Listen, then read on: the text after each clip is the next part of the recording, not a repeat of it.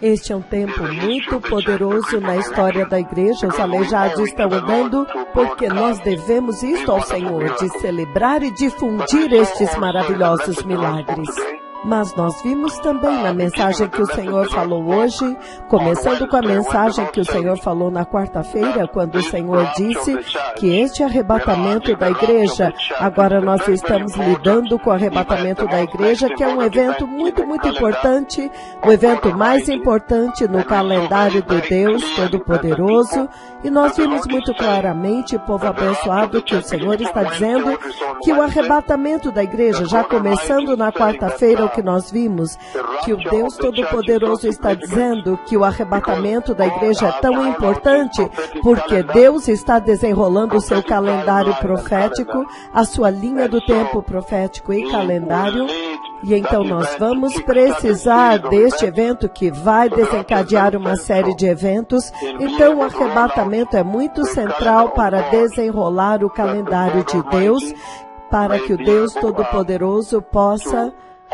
abrir um programa para libertar a terra. E então nós vimos muito, muito claramente, povo abençoado, que o arrebatamento da igreja é muito importante, a vinda do Messias para levar a igreja, porque quando a 69ª semana de Daniel se completou, então nós vimos muito claramente que o Senhor Yahweh, Ele parou o relógio.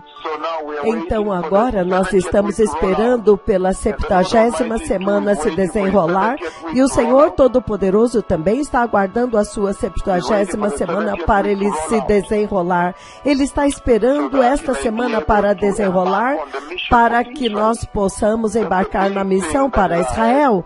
Isto é uma coisa muito grande que está adiante no calendário. E se você observar a forma de operação dos servos do Senhor que estão operando na terra agora, então você pode ver que a operação deles é para outra dispensação. Além de levantar os aleijados e glorificar o sangue de Jesus, chamando as nações para retornarem à cruz e ao sangue, chamando as nações para o arrependimento. Além disto, mas toda a operação deles está acontecendo na outra dispensação, o juízo de Deus contra a rebelião, o juízo do Deus Todo-Poderoso contra o pecado, e você vê que isto cai na dispensação depois do arrebatamento da igreja, depois que a igreja for levada embora.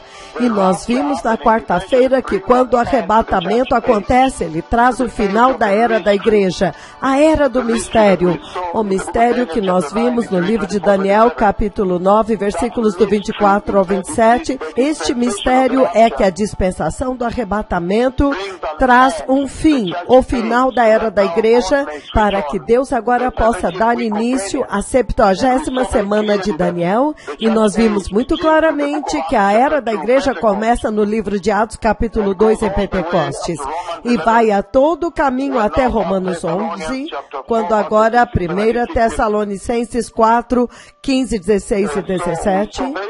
Então, nós vimos muito claramente que há uma evacuação que acontece. E o Deus Todo-Poderoso está dizendo que o arrebatamento, na visão de 1º de novembro, no ano de 2006, às 3 horas da manhã, quando as alianças de casamento foram colocadas na entrada do céu naquela visão, e então o glorioso cavalo que está prestes a ser liberado aparece no céu. O Senhor está dizendo que é antes, que o arrebatamento vem primeiro, antes que os eventos do juízo comecem a se manifestar na terra. E nós vimos muito claramente que o Deus Todo-Poderoso enviou seu Filho para morrer na cruz, e ele era totalmente Deus. O arrebatamento é a misericórdia de Deus expressa para a humanidade, porque Jesus veio como Deus. Cristo Jesus é o mesmo ontem, hoje e para sempre. Cristo Jesus, depois de acalmar a tempestade, ele recebeu a adoração dos discípulos. Então você vê muito claramente, o Senhor está dizendo que sim, de fato, é Deus que veio morrer por vocês. Então há uma evacuação, um plano de resgate para remover os eleitos de Deus da terra, do cenário de guerra. E mais tarde veremos que este evento, a iminência deste evento, significando o dia e a hora não são conhecidos. E então depois disso nós vamos embarcar em uma missão muito importante. Nós estamos olhando agora a importância destes eventos, o Messias levando a sua noiva, levando a igreja. Se você ler Mateus 25, ela é a dama de honra. Então o Senhor está usando uma metáfora como esta para poder enfatizar um ponto muito importante para que vocês possam antecipar este evento. A importância do arrebatamento, nós vimos que o juízo está vindo, Deus tem que evacuar o seu povo e então desenrolar o processo de estabelecer o reino de Deus na terra, significando limpar a terra do pecado e da rebelião. E nós vimos que há umas diferenças entre o arrebatamento e a segunda vinda, que nós veremos brevemente, e também o arrebatamento em si. Estes eventos que são desenrolados em 1 Tessalonicenses capítulo 4, versículos de 16 a 18, e então 1 Coríntios 50, do 50 ao 56, João 14, de 1 a 3, e então a reunião com Cristo. Esta é uma parte muito importante também. A ressurreição dos mortos e a exoneração da morte. E então a iminência, como eu disse, no mistério do arrebatamento, e como então preparar as vestes de justiça. Estas são algumas das coisas adiante de nós nesta expedição na palavra com o Senhor. Mas nesta noite nós vimos que Deus é santo, muito transcendente, significando ele a sua supremacia, a superioridade de Deus, a superioridade da santidade de Deus, a supremacia da justiça de Deus, e nós vimos que a tendência do homem ao pecado é o que causa um impedimento para o Deus Todo-Poderoso amar a humanidade. Deus ama a sua criação, mas o pecado tornou-se um impedimento. O pecado é o desafio que sempre impediu a humanidade de receber o amor de Deus. Deus ama a sua criação. Ele quer alcançar a sua criação, apesar de ser o Deus transcendente. Então o Senhor, hoje nós vimos como que Ele lida com o pecado. O Deus Todo-Poderoso é obrigado a lidar com o pecado, e porque Ele é santo, nós lemos em 1 Pedro capítulo 1, de 13 a 15, onde Ele diz, sejam santos, porque eu sou santo. Então Levítico 44, Deus pronunciando a sua santidade. Isaías capítulo 6, versículo 5, e no versículo 3, os anjos superiores de Deus, os serafins, pronunciando a santidade do trono de Deus, a santidade de Deus. Mas o pecado, em Gênesis 3, 22 a 24, trancou o homem para fora da santa presença de Deus. E então nós vimos que Jesus deseja perdoar. Então esta tem sido uma jornada. E então, voltando ao plano original, à sombra da redenção, nós vimos que o arrebatamento é o clímax da missão de Cristo. Que quando o Senhor profetizou a cruz no livro do Gênesis 3:15, Gênesis 22, versículo 13, Gênesis capítulo 3, 21, quando o Senhor profetizou a cruz e o sangue, em Gênesis 14, do 18 a 20, quando Melquisedeque aparece com pão e vinho. O clímax disso, até mesmo o sangue do cordeiro no Egito, o clímax disso é quando Cristo está na cruz. E a emulação, a simulação da redenção na cruz, o ladrão. Ele diz para ele, hoje você estará comigo no paraíso. Nós vimos muito claramente que Deus, sendo santo, Ele trouxe para vocês o Espírito Santo lá atrás, no livro do Gênesis 2:7, quando Ele soprou o seu Espírito dentro do homem, e o homem tornou-se um Espírito vivente. Então o homem agora, ele tem as impressões digitais de Deus, a vida eterna de Deus nele. Não é de se admirar que o valor do homem é tão alto, nada mais na terra, ouro e prata não podem redimi-lo, exceto que o sangue do próprio Deus eterno, Ele mesmo que tem eternidade, a aliança da eternidade com Deus, somente Ele pode estender esta aliança para nós, para que possamos acessar a eternidade com Ele novamente. E nós vimos muito claramente que no Antigo Testamento, Bezalel, Bezalel. Êxodo 31, 33, Bezalel. A emulação do Espírito de Deus vindo à humanidade. Jesus levantou-se e disse no grande dia da festa que todo aquele que tem sede venha e beba. Ele estava falando do Espírito Santo que estava vindo para habitar em vocês. Então em Pentecostes se cumpriu. Jesus crucificado também foi profetizado, predito e foi anunciado desde o Antigo Testamento, Gênesis 3:15, Gênesis 3:21, Gênesis 14 do 18 ao 20, Gênesis 22:13, 22:13, Isaac agora exonerado, a morte substitutiva. Então o carneiro preso pelos chifres no arbusto, Isaías 53. E nós vimos a graça maravilhosa em Lucas 23, o ladrão na cruz, o ladrão repreendendo outro criminoso que agora estava caluniando o Senhor, e ele está dizendo que esta foi a maravilhosa graça porque ele não fez nada, ele estava lá, ele apenas reconheceu o Messias como rei e ele desobedeceu os soldados romanos honrando o Messias. Então nós vimos muito claramente que Jesus o reconheceu, então Jesus o exonerou. Ele olhou para o Messias como santo e ele se arrependeu e gritou por misericórdia ao Senhor: lembra-te de mim. Então o Senhor disse: hoje você estará comigo no paraíso. E então em Marcos capítulo 2:10 nós vemos que o Senhor Jesus tem autoridade para perdoar. Foi um culto tão poderoso. Então nós vimos a emulação do arrebatamento, a profecia do arrebatamento em Enoque, quando Enoque é arrebatado. Nós vimos que a escada de Jacó é a abertura da porta que dará acesso à igreja para entrar no reino do céu. E nós vimos que em 2 Coríntios 4:4 tem alguém que foi arrebatado ao terceiro céu, Paulo.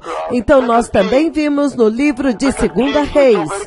2 Reis nós vimos muito claramente também que há um que foi arrebatado. Eu sei de um que foi arrebatado em carruagens de fogo para a glória. E então agora o arrebatamento pré-tribulação, nós vimos que Romanos capítulo 5 versículo 9, ele diz que ele te livrou da ira. Então quanto mais o sangue de Jesus nos salva da ira vindoura. Apocalipse 3:10, Romanos 8:1. Portanto não há mais condenação para aqueles que estão em Cristo Jesus.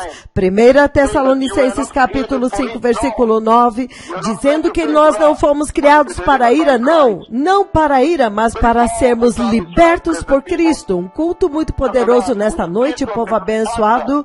Depois disso nós falamos do assunto do arrebatamento, do tema do arrebatamento. E então entramos em uma jornada para podermos enfatizar as periferias, os elementos-chave que vão te fazer entender melhor o arrebatamento quando embarcarmos neles. Provavelmente amanhã ou quando o Senhor permitir. Mas no processo nós vimos que o Deus Todo-Poderoso está vindo para julgar o mundo rebelde. E esse juízo começa na tribulação, onde nós vimos os gafanhotos de Apocalipse capítulo 9 que picam como escorpião. E então o Senhor está falando em Romanos 8:1. Por quê? Por que te julgar quando você não merece o juízo de Deus se você é santo? Você recebeu Cristo, a não ser que você seja a igreja deste dia presente que retrocedeu. Se você voltou ao pecado, então a não ser que você se arrependa, não é possível te redimir. Mas nós vimos que o juízo de Deus está vindo e Deus precisa resgatar primeiro os seus próprios eleitos. Isto é o que nós vimos em 1 Tessalonicenses 4, do 16 ao 18, em 1 Tessalonicenses 5, do 9 ao 11, Apocalipse 3:10. Tudo isto fala do plano de resgate de Deus. É como se há uma guerra acontecendo e então os homens malvados vêm ao Afeganistão e agora tem uma grande evacuação. O plano de Deus de evacuar o seu povo do cenário de guerra. E nós vimos que Deus tem que intervir diretamente. A razão pela qual o arrebatamento vem é porque Deus quer intervir diretamente neste conflito atual que está acontecendo entre o pecado e a santidade. E Deus está dizendo que o pecado jamais pode vencer. Deus tem que vencer. Então este é um toque de despertar para aqueles que amam o pecado. Você também não vai vencer. Você tem que se unir ao lado vitorioso. O Senhor tem que vencer esta batalha. Veja Apocalipse 20, Apocalipse 21, Apocalipse 22. Ele fala sobre a vitória de Deus. O diabo já terá sido amarrado e lançado no lago de fogo. Então, se você é sábio, o Deus Todo-Poderoso está dizendo hoje, escolha o lado vitorioso, porque o Senhor vai julgar os rebeldes, Ele vai libertar a terra, mas Ele tem que resgatar o seu povo no arrebatamento primeiro, e Ele tem que intervir neste conflito entre o bem e o mal, entre o pecado e a santidade. E Deus tem sempre que vencer. Se você vê como que o livro do Apocalipse termina, é boa esperança, esperança para a igreja, para a geração, para o cristão, que nós vamos vencer, finalmente nós venceremos. E o Senhor diz que Ele vai libertar a terra, vai tirar Satanás da terra, o pecado da terra. É por isso que você vê que o reino de Cristo vem, e o inimigo, no livro do Apocalipse, capítulo 20, do 11 ao 15, o inimigo é amarrado e lançado fora, e então o reino de Deus é estabelecido. E se tivermos tempo, amanhã nós podemos ler o livro de Isaías, capítulo 2, onde agora ele fala a respeito do estabelecimento do reino de Deus. E então, finalmente, nós vimos quem são esses para os quais ele está vindo. Aqueles que estão aguardando por ele, nós vimos em Hebreus, capítulo 9, 28. Aqueles que estão aguardando por ele, aqueles que estão em grande expectativa pela sua vinda. E quando você está aguardando o Messias, quando você está aguardando alguém, há uma forma especial na qual você se prepara. E então, quando você olha para a igreja deste tempo presente, você pode ver que ela não está aguardando o Messias, porque esta expectativa da vinda do Messias teria mudado a vida dela, o comportamento dela, a conduta dela. No livro de Filipenses nós vimos, capítulo 3, versículos 20 a 21, que a nossa cidadania está no céu. Nós não somos deste mundo. Nós também vimos em 1 Coríntios 1:7, 2 Coríntios 7:1, significando conduta santa, reverência a Deus, santificação, aguardando ansiosamente a promessa. E isto deveria transformar as nossas vidas.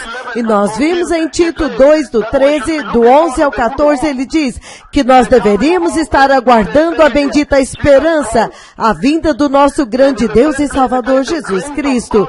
E no mesmo lugar ele diz que a graça de Deus que traz salvação para todos os homens veio para nos ensinar a evitar o pecado, nos ensinando a dizer não para a impiedade e nos ensinando a dizer sim para a santidade, para a justiça. Povo abençoado, um culto muito poderoso nesta noite. Nós estamos ansiosos por voltar amanhã e termos comunhão com vocês, povo abençoado, em um tremendo culto conforme o Senhor Todo-Poderoso nos permitir.